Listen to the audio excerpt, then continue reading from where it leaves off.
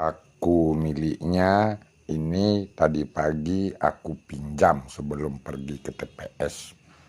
Sampai dengan malam seperti ini, dia masih menunggu aku pulang untuk mengembalikan paku supaya bisa menempel di kuduknya. Dia tetap sabar menunggu aku mengembalikan paku miliknya.